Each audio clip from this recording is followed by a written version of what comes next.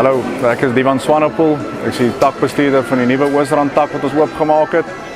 Hoofrede dat ons nog 'n tak oopgemaak het, daar is definitief plek in die mark. Die mense ry van ver af om by ons ander takke uit te kom wat Rivonia en Pretoria is.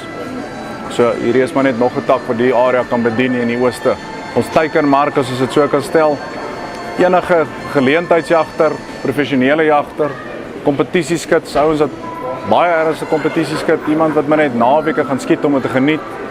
Ons het alles wat hulle sal aan kan dink. Voëljag is ons die hondeafdeling, se herlaaiafdeling. Ons het begin met buitelug toerusting. Frontrun is 'n produkreeks vir die mense wat dit ken. Ons het ons kampafdeling begin met tente. Dit is ook beskikbaar binne in die winkels. Klereafdelings het ons damesklere reekse vir jag en vir normale elke dag klere, mans dieselfde. Bietjie meer gespesialiseerde klere in jou anderarme reeks.